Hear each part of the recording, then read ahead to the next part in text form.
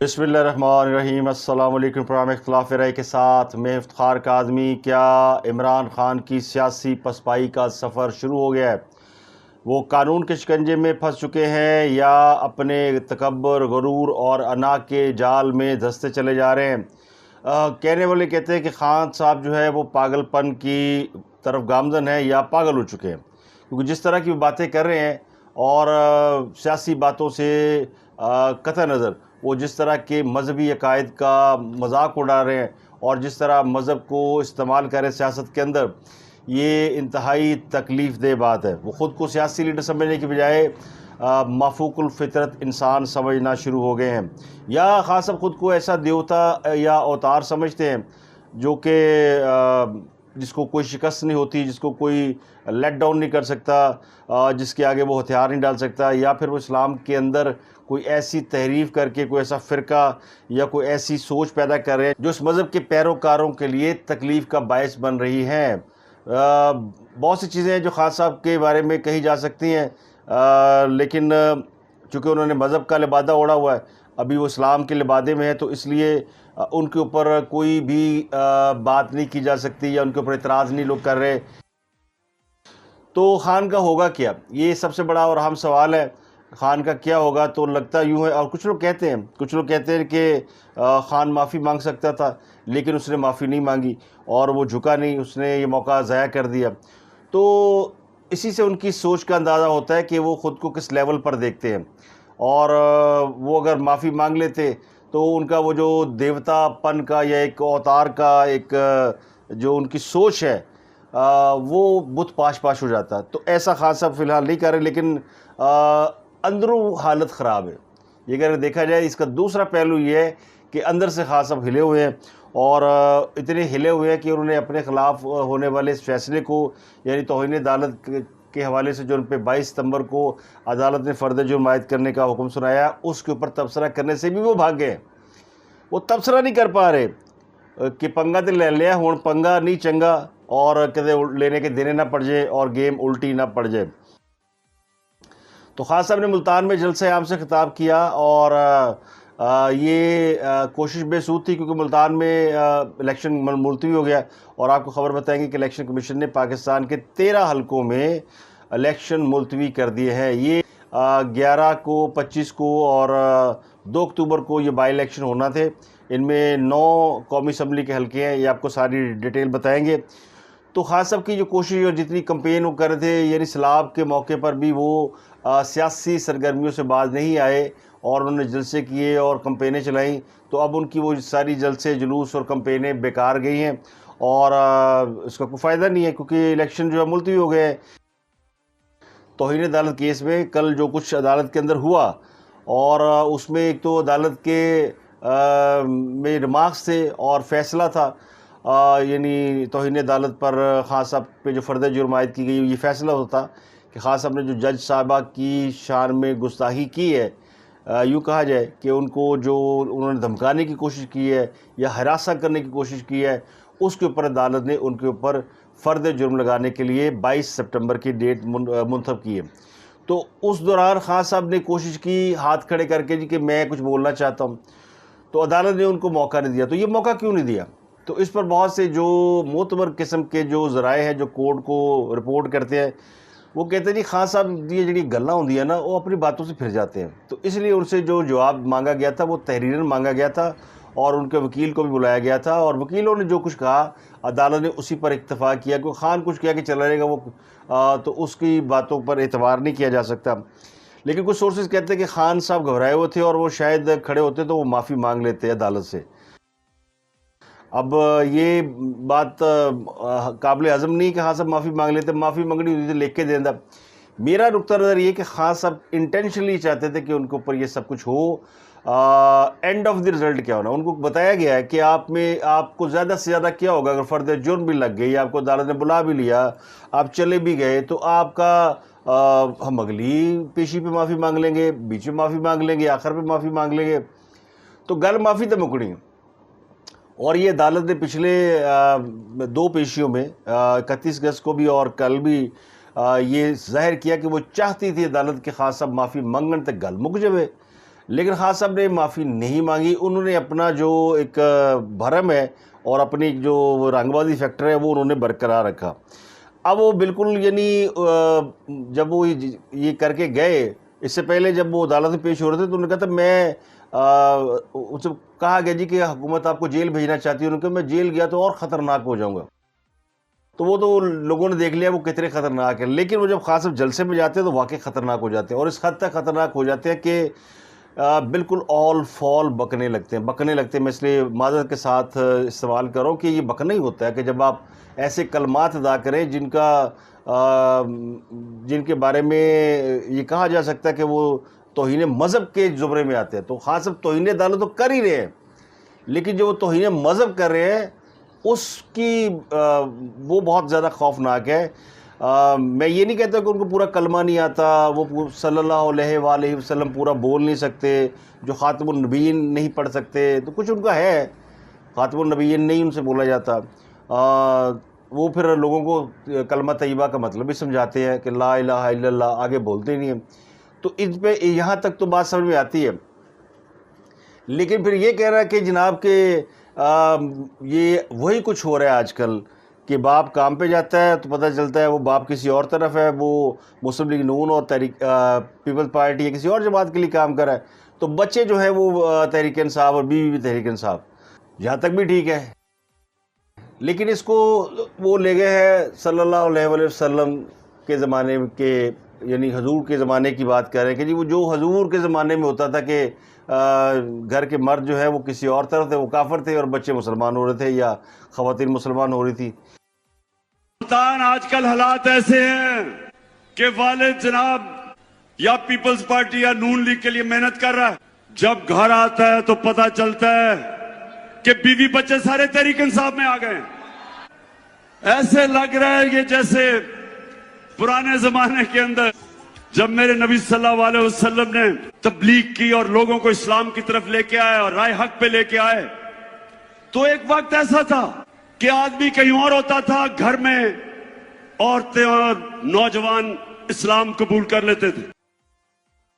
تو اس طرح اپنے آپ کو اس لیول پہ لے جانا کسی بھی طرح مناسب نہیں ہے، اور یہ مذہبی دل آزاری ہے. آپ کو کوئی آپ کو سمجھتا ہے بہت بڑا لیڈر کو نہیں سمجھتا، تو آپ سیاست کریں.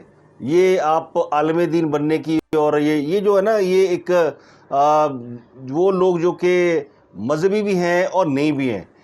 دیکھیں یہ ہندوستان پاکستان میں جو سب سے بڑی ایک سیکٹر تھا وہ سیکولر سیکٹر تھا، جو کہ سارے مذاہب کو، متحدہ ہندوستان میں کیا تھا، ہر مذہب کے لوگ رہتے تھے. اور پھر اکبر بادشاہ آیا تو اس نے ایک دین اکبری ایجاد کر لیا، جس میں سب کو اس نے اکوموڈیٹ کر لیا، ایک نیا دین ایجاد کر لیا، تو اس میں اس نے سب کچھ پیش دے دی. لیکن جو زیادہ یعنی وہ سیکولر لوگ جن کا جو ہر ایک کو سپیس بھی دیتے ہیں اور خدا پہ یقین بھی نہیں رکھتے، انہوں نے اپنا ہی کوئی بنایا ہوا. تو انڈیا ایک بڑے عرصے تک سیکولر ریاست کے طور پر ٹریٹ ہوتا رہا ہے. تو پاکستان کے اندر بھی اس کی جراثیم موجود ہیں، لیکن ان کو کسی نے کیپچر نہیں کیا تھا.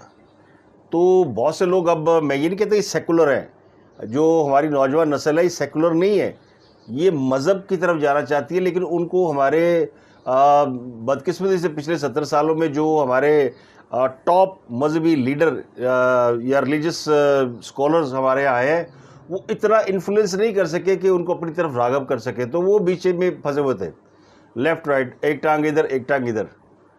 آپ دیکھ لیں نا، جب بھی کوئی ایسا اسکالر آتا ہے جو تھوڑی سی بھی ایسی بات کرتا ہے جو اپیلنگ ہوتی ہے، جو لاجک ہوتی ہے، جو لاجک اور سائنس ٹیکنالوجی کے ساتھ بات کرتا ہے، تو لوگ اس کو فوراً فالو کرتے ہیں. اس کی مثال آپ کو غامدی صاحب کو دیتا ہوں، ڈاکٹر اسرار، ان کو بھی لوگ سنتے تھے، بہت زیادہ فالو کرتے تھے. پھر وہ جو ایک انڈیا میں ہے، مجھے اس وقت ان کا نام یاد نہیں آ رہا، وہ چلے گئے ہیں، انڈیا سے نکال دیے گئے، انہوں نے اپنا چینل بھی بنایا ہوا ہے. نام یاد آئے گا میں بتا دوں گا آپ کو، اس وقت میرے ذہن میں نہیں آ رہا. تو وہ بھی بڑے اسکالر ہیں، وہ لاجک کے ساتھ بات کرتے ہیں، ہم سب ان کو سنتے ہیں. تو اسی طرح نوجوان نسل کے اندر مذہب کے حوالے سے ایک بھوک ہے، اس بھوک کو خان صاحب کیش کر رہے ہیں. یہ بات ہمارے سیاسی مولویوں کو سمجھنی چاہیے. وہ اعتراض تو کرتے ہیں میرے جیسے لوگ کہ ہاں خان یہ کہتا، خان یہ کہتا، اور وہ اعتراض بھی ٹھیک ہے، لیکن جو وہ کیپچر کر رہے ہیں آپ کے پاس اس کا توڑ نہیں ہے. آپ کے پاس وہ لاجک، دلیل اور وہ اتنا وہ کیا کہتے ہیں کنونسنگ پاور نہیں ہے جتنی خان کے پاس ہے. خان کے پاس ہے پاور، اس میں کوئی دو رائے نہیں ہے کہ وہ باتوں سے لوگوں کو کنونس کر لیتے ہیں. ان کی اسپیکنگ جو اسپیچ کی اسکل ہے بہت زیادہ ہے. ہینڈسم ویسے ہی ہیں، اور ایک زمانے میں یہ پاکستان کے واحد سیلیبریٹی ہیں. یہ مان لینا چاہیے کہ خان صاحب پاکستان میں بہت سیلیبریٹی نہیں ہے. میرا نہیں خیال کہ خان صاحب کے علاوہ کوئی بڑا سپورٹس میں یا فلم میں یا کوئی ایسا بڑا سیلیبریٹی ہوا ہے جس کا جو ہینڈسم بھی ہو، جس کا کرزما بھی ہو. تو یہ سب انہوں نے کیچ کیا، لیکن وہ اس کو دوسری طرف لے گئے. اب وہ خود کو کسی اور عہدے پہ فائز کر چکے ہیں، تو بات لمبی ہو جائے گی. تو خان صاحب کی جو انٹینشنز ہیں وہ یہ ہے کہ وہ ایک اپنی انہوں نے ایک ہلکا احباب کہہ لیں، ہلکا مریدان کہہ لیں، ہلکا یاران کہہ لیں، وہ انہوں نے کیپچر کر لیا. لیکن وہ مذہبی لائن کراس کر رہے ہیں، یہ میں صرف آپ کو بتانا چاہتا ہوں. اس لیے میں کہہ رہا ہوں کہ ان کا مینٹل جو بیلنس ہے وہ صحیح نہیں ہے. اس میں وہ سیاست میں جو مرضی کریں، جس کو مرضی گالیاں دیں، جس کو مرضی چور کہیں، ڈاکو کہیں، بدماش کہیں، لیکن مذہب کو جس طرح وہ ٹریٹ کر رہے ہیں نا، وہ میرے لیے تو تکلیف دہ بات ہے. آپ سیاست میں آپ نے کہا نا کہ اوپر بندہ ٹھیک ہو، ایماندار ہو، نیچے سارے ٹھیک ہو جاتے ہیں. تو آپ اوپر تھے، نیچے سارے چور تھے، پتہ چلے تھلے بھی چور، اتے بھی چور. تو پریکٹیکل تو یہ ہے. تو انہیں کوئی سمجھانے والا نہیں ہے، کوئی بتانے والا نہیں ہے، کوئی روکنے ٹوکنے والا نہیں ہے کہ یہ اسلامی ملک ہے، یہاں پہ بہت سارے سیکٹر ہیں مذہبی، اور یہاں پہ ایسی چولے نہیں مارتے. یہ گستاخی کے زمرے میں آتی ہے. اور یہ تو شکر ہے اللہ کا کہ کسی نے ان کو اس حوالے سے بھی ان کے اوپر فتویٰ نہیں لگایا. اور وہ ٹھیک ہے، وہ اس میں تو کوئی شک نہیں کہ ان کو سیاسی باتیں فواد بتاتا ہے اور مذہبی باتیں وہ قاسم سوری بتاتا ہوگا. اور دینی ٹچ کے لیے طارق جمیل صاحب بھی موجود ہیں. اسلامی ٹچ، دینی ٹچ، یہ ٹچ ٹھیک ہے، لیکن یہ ٹچ از ٹو مچ، اس سے بچنا چاہیے. اب پنجاب میں کچھ پولیٹیکل باتیں کر لیتے ہیں. ایک تو خان صاحب کی کہنے والے کہتے ہیں پنجاب کے اندر ان ہاؤس تبدیلی کی کوششیں شروع ہو گئی ہیں. تو یہ ذرائع کہتے ہیں کہ تحریک انصاف کی خواتین اراکین اور وزارتوں سے محروم ممبران صوبائی اسمبلی سے رابطے ہو رہے ہیں، اور انہیں آفرز بھی کی جا رہی ہیں. اور عنقریب گورنر پنجاب بلیغ الرحمان صاحب یہ کہیں گے 24 جولائی کو کہ جناب اعتماد کا ووٹ لے، اور اس کے لیے خط لکھنے والے ہیں. اور اس میں جب ووٹنگ ہوگی تو بہت سے لوگ خان صاحب کے یعنی پرویز الہی صاحب کو ووٹ دینے کے موقع پہ غیر حاضر ہو جائیں گے. یہ ابھی یہ کی اطلاع ہے کہ ان ہاؤس تبدیلی ہاں بھی کہہ چکے ہیں ویسے کہ ہو رہا ہے. لیکن تحریک انصاف کے لیے جو اپسیٹ ہونے والی بات ہے وہ یہ ہے کہ الیکشن جو ہے وہ پوسٹ پون ہو گیا. تو پنجاب میں جو تبدیلی کا عمل ہے اس میں ایک یہ میں نے آپ کو بتا دی ہے، لیکن خیبر پختونخوا میں بھی ایک ایم پی نے سیٹ چھوڑ دی ہے. اور کراچی سے ایک ایم این اے نے کہا کہ ہم نے تو استعفے دیے نہیں ہیں، اور وہ تو 123 اراکین کے استعفوں پر مشتمل ایک کاغذ تو سب نے سائن کر دیے ہیں.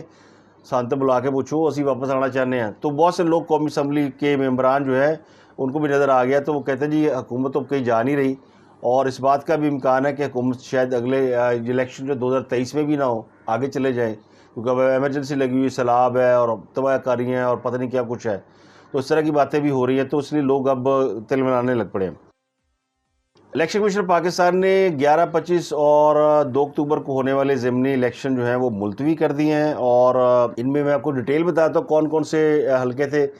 کل 11 ستمبر کو جہاں پہ الیکشن ہونا تھا وہ تھا N157 ملتان میں الیکشن تھا، جہاں سے شاہ محمود قریشی کی صاحبزادی الیکشن لڑ رہی ہیں. بیٹا بھی ان کا ماشاءاللہ منتخب ہو گیا، اسمبلی کا رکن ہے، خود بھی وہ اسمبلی کا رکن ہے، اور بیٹی بھی الیکشن لڑ رہی ہے. تو ویسے وہ موروثی سیاست پہ یقین نہیں رکھتے، خاصا بھی نہیں رکھتے، اور ان کا کوئی اور بچہ رہ گیا تو شاید ان کو بھی ٹکٹ مل جائے. تو بہرحال N157 ملتان اور PP 139 شیخو پورہ 4 اور PP 241 بھاول نگر 5 میں الیکشن تھا 11 ستمبر کو، یہ ملتوی ہو گیا. اب آ جائیں باقی کے NA 22 Multan, NA 24 Charsadda, NA 31 Peshawar, NA 45 کرم ایجنسی، NA 8 فیصل آباد، NA 118 ننکانہ صاحب، NA 237 ملیر کراچی. NA 239 کورنگی کراچی اور NA 246 کراچی ساؤتھ اور PP 209 خانیوال، یہاں پہ 2 اکتوبر کو بائی الیکشن تھا۔ تو قومی اسمبلی کی 9 نشستیں اور باقی کی نشستیں میں نے کو بتا دی ہیں۔ یہ ہینڈ آؤٹ جو جاری کیا الیکشن کمیشن آف پاکستان نے، انہوں نے بتایا کہ جناب حالیہ تباہ کن بارشوں اور سیلاب کی وجہ سے خیبر پختونخوا، سندھ اور پنجاب میں ذرائع آمد و رفت کے یعنی کمیونیکیشن بڑی محدود ہے، ٹرانسپورٹ جو ہے وہ یعنی اویلیبل نہیں ہے۔ اور پھر سب سے اہم بات یہ کہ ان حلقوں میں الیکشن کرانا ہے فوج نے اور باقی کے جو قانون نافذ کرنے والے ادارے ہیں، لیکن وہ یہ سارے بزی ہیں سیلاب زدگان کی مدد کے لیے۔ پولیس، پاک فوج، رینجر، کانسٹیبلری، انتظامی اور دیگر افسران جو الیکشن میں ڈیوٹیاں دیتے ہیں۔ اب تحریک انصاف والے اس کو ظاہر ہے وہ چیلنج کریں گے، انہوں نے کہا ہم اس کو چیلنج کرنے جا رہے ہیں، اور بلال بھٹو صاحب بڑے مایوس ہوئے ہیں، انہوں نے کہا جی ہم تو الیکشن لڑنے کی تیاری کر رہے تھے لیکن اب الیکشن نہیں ہو رہا، تو ان کو بڑی مایوسی ہوئی ہے۔ وہ چاہتے یہ تھے کہ ان حلقوں میں الیکشن ہو اور ہم بھی جو ہے جو یعنی دوبارہ سے اس کے اندر آئیں۔ تو خان صاحب کی یہ ایفرٹ ناکام ہو گئی، اب الیکشن ان حلقوں میں نہیں ہونا۔ 9 قومی اسمبلی کے ویسے 11 قومی اسمبلی کے حلقے جہاں الیکشن ہونا، تو شاید 1-2 میں الیکشن ہو رہا ہے۔ تو قومی اسمبلی کی 10 سیٹیں ہیں اور پنجاب اسمبلی کی 3 سیٹیں ہیں، ایک میں نے کو بتا دیا کل، اور وہاں پہ 11 کو جہاں الیکشن، تو قومی اسمبلی کی 10 اور پنجاب اسمبلی کے 3 حلقے جہاں الیکشن منسوخ کیا گیا ہے۔